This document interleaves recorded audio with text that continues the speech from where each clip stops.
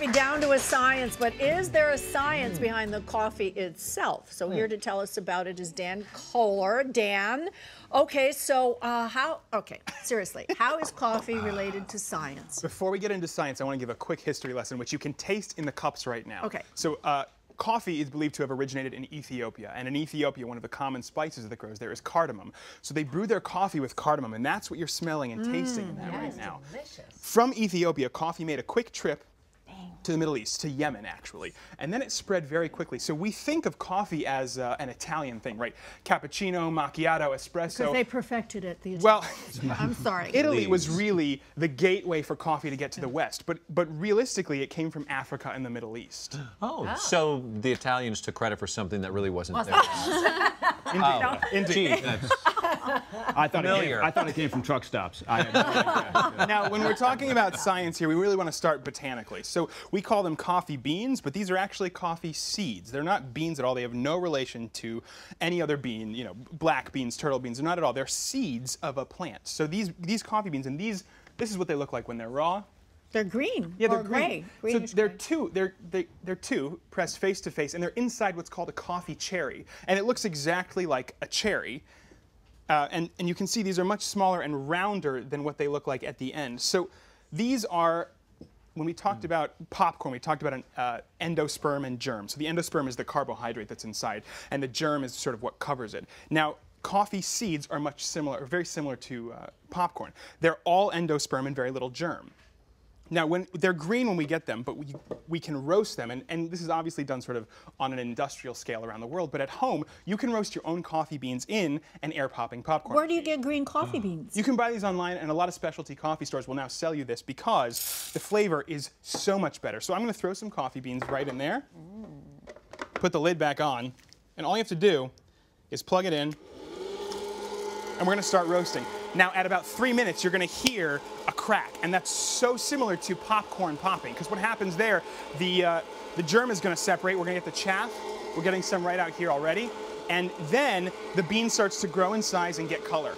This is at about 3 minutes right here, and then moving on down, we've got 6 minutes right here. It's a very quick trip. Is that like light coffee to dark coffee? Exactly. A lot of times now you can get something that's called a blonde roast or a light roast, and we have, you know, a French dark roast. Right. So these are all of the different varieties you can get out of one bean. This is all the same bean right here. Wow. Oh. See, I thought they were different beans, like the dark ones came from another kind of coffee bean, but it's all the same. It all depends on how much heat you apply to it. So this color and this flavor is coming from.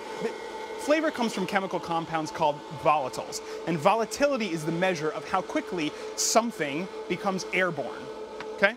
So all of these flavor compounds, when heat is applied to them, those compounds open up, and most of them are oils. So those compounds open up, and that aroma starts to perfume the air. Now, is there going to be a test on this? Yes, there is. Is anybody else worried? Once you've roasted, all you have to do, you pour them right in. I'm just going to copy your answers because you're the smartest man in the room right now.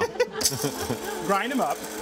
And this is truly fresh coffee, right? You get a cup of coffee, even at Starbucks. This is even more fresh than that. So I'm going to take some of these fresh grounds, put them in my coffee maker, and pour the hot water. Can you taste the freshness? Oh yeah. Let me give you a quick experiment here. It's good cultural too. All right. So when we're talking about volatility, I said a lot of these chemical compounds are oily, right? You can see actually the difference here. The beans on my left have been fresh roasted. These are still oily. You can actually see the chemical compounds on the top. These were roasted about a month ago and have been sitting. Now they're still fragrant. Mark, I want you to smell the difference between the two of these. Okay. And by the way, they all contain the same amount of caffeine? Yeah, caffeine has nothing to do with the roasting process. Caffeine is not affected by heat on a dry level. Caffeine, however, is water soluble, and it's more soluble in hot water. So if we're looking at 1 gram of caffeine compressed, 1 gram of caffeine takes about 1.6 ounces of water to fully dissolve at room temperature. If we raise the temperature of the water to 175 degrees, which is really the temperature of a good, strong, hot cup of coffee, it takes only 0.19 milliliters to dissolve the exact same amount of caffeine. So caffeine is greatly affected by the temperature of a beverage. Can I make an observation? Please do. The one that's been a month, you can tell it is almost going to taste a little bitter, where this is almost sweet, because it... Yeah. So, because it's here. you know, a lot of people ask me, how do you tell if your coffee's fresh? Ah, there's the first crack. We are at 3 minutes right there. You hear this? Wow. It's like popcorn popping. And right now the beans look I can smell that. like this. We can smell it. Can you smell that? Yeah. So a lot of people ask me, how do you know if your coffee is fresh? First of all, you can see. If your coffee is dry on the outside and kind of dusty looking, it's not fresh at all. And what you're looking for is almost an oily coating, because that means the volatiles are still there. That means they haven't completely evaporated. The second thing you want to do is smell. You should be able to smell. Any coffee is going to smell good, but you can tell good coffee smells incredible because those oils are still present on the skin. But what do I do? Because, okay, if I don't do this, I just go to the store and I'm going to buy my coffee. Yeah. I bring it home. Do I store it in the freezer if I don't want it to go bad? What do I do? I don't actually store my coffee in the freezer. What I do, the most important thing is to get it in an airtight container. So take it out of the bag, take it out of whatever it came in, because that's air permeable, right? It's going to breathe. Get it into a jar, a mason jar or something, and screw the lid on tight. You can leave it at room temperature then. It's not, the temperature's not really important. It's the amount of oxygen that comes into contact with the bean.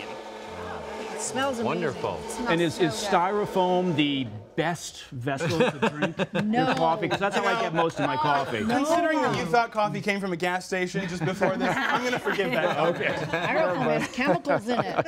Look at that. That looks fantastic. Well, while you're doing that, I'm going to tell you can find more information on Dan at renegadekitchen.com. Boy, does that smell unbelievable. We are coming back. Very potent. Wow. Right? Wow. Sophie, you're up next. Yes, when we come back, wow, I'm going to be showing you how to shop organic on a budget.